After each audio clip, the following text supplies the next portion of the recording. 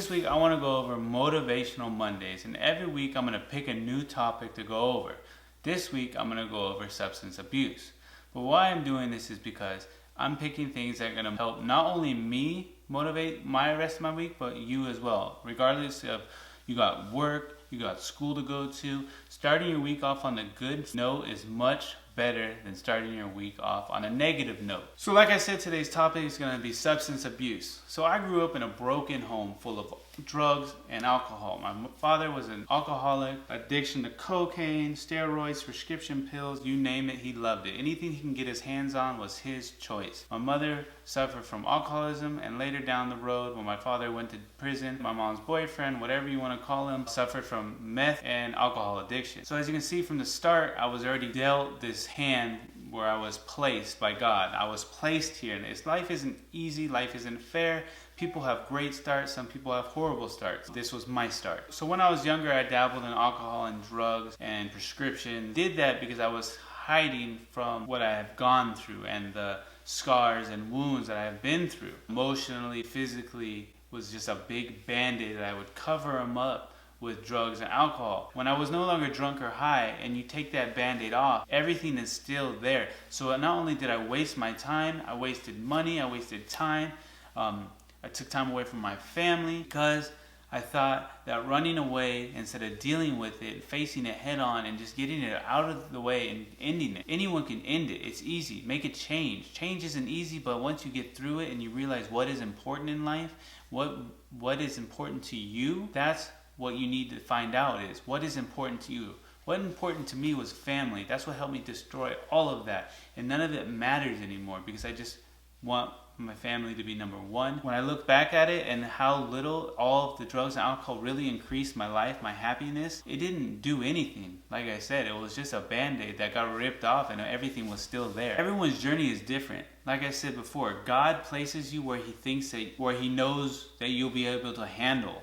So I was placed in this horrible situation until I was about 19 years old. I finally was able to get out of my cage, get out of this trap that I was stuck in until I was able to move out. Like I said, life isn't fair, life isn't easy because your neighbor next door, your best friend got the Mercedes Benz at 18 years old and you got a bicycle or a skateboard and you got nowhere to shower, you got nowhere to eat, you don't got hot food, life isn't fair. It's not about what you have or how much you have, it's what you do with what you have. When I stopped drinking and smoking, I realized how little it really enhanced my happiness. So both of my parents suffered from addiction. It did nothing good for them. It helped them progress zero. It made them go the opposite route. They lost everything from their jobs to their house, to their cars, to their savings. They lost everything because of alcohol and drugs. Almost destroyed two little kids' lives because of drugs and alcohol. I bet if you took the drugs and alcohol out of that situation, things would have ended up much different, much better.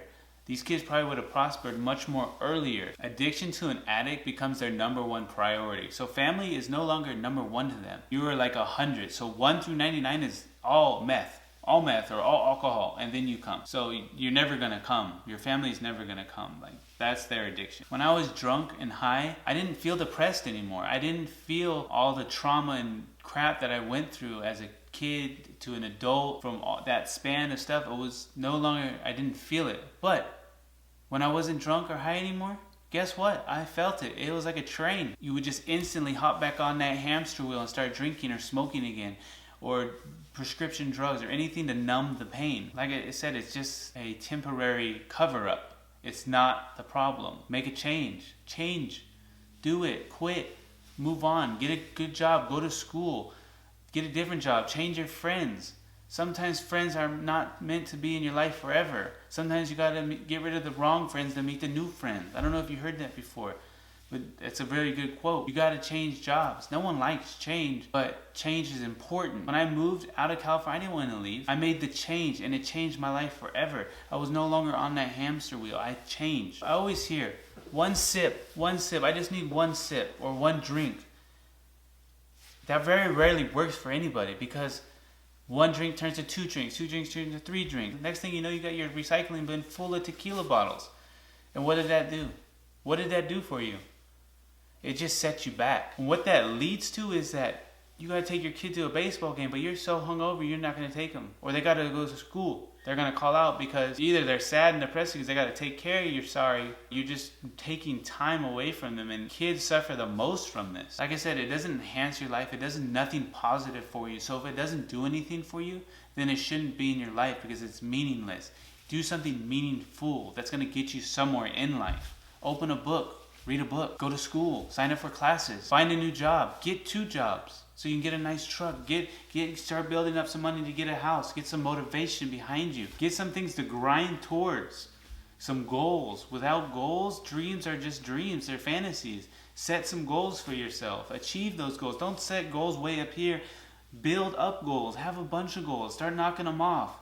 I want to go to the gym. I want to lose 10 pounds. I want to eat better. I don't want to drink for 1 week. I don't want to drink for 2 weeks. It's things like that. Simple goals and build up upon them. I always hear, oh, I need a drink to be myself. I need a drink to be myself. Get me a drink. If you need a drink to be yourself, then you're not being yourself. It's that simple. So when people say that, you just sound stupid. You're just stupid. You need a drink to be yourself. Think about that. Then you're not yourself. It's very simple. Sometimes stupid people are just stupid, and maybe that's why they're in this mess. If you need a drink to be yourself, you're not being yourself. It's simple. Just be yourself. It's easy. It's probably the easiest thing you can do in life, is just be yourself. If you're worried about what people are going to think, what is it going to change if you're drinking or not? Well, you can say I was drunk. I mean, you're doing something that crazy that you need to be drunk to be doing, you shouldn't be doing it in the first place, right? When I was 24 years old, I looked in the mirror and I noticed I was turning out to be someone I hated. I was turning out to be just like my father, who was on the edge or already jumped off the edge and was going to lose everything again. No one wants to lose everything, but I was on the edge and I already leaped to lose everything for the second time. I risked everything. I risked my family. I risked my house. I risked my cars, my job, all because I didn't want to change, and all because I didn't want to face all of my pain, my fears, things that happened to me. I just didn't want to face them, so I'd run from them because I didn't want to change. Once you change and make the change, it's all good, and figure out what is important to you. And once you figure that out, you're golden. Find the importance, your family, your job, your career. You want to be a doctor, you want to be a lawyer, you want to be the fittest man on the planet.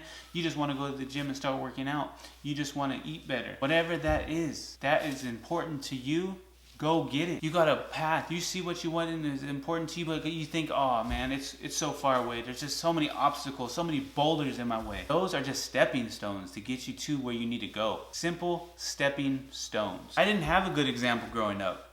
I had nothing. There was no Instagram, Facebook, MySpace came later. I didn't have someone I could pick and be like, oh, besides athletes and stuff, right? You know, you see them on TV, but you didn't know how much of a good father Kobe Bryant was. You didn't know how much a good person Cristiano Ronaldo was, or Dwayne Johnson. How good of people these really are. I didn't have an uncle, a dad, a stepdad, a good relative take me under their wing and guide me to be a better person and how you should be living your life and what you should be doing. So it didn't matter if I had a good role model or not, but it would have helped me. So if I could do it without anything, you can do it. And if you have nothing, I'm an example of you can do it yourself. Minimize the learning curve. Don't do the big learning curve like me. Use me as an example and take the learning curve out of the equation and just change. You don't have to lose it all. You don't have to lose it twice or 3 times.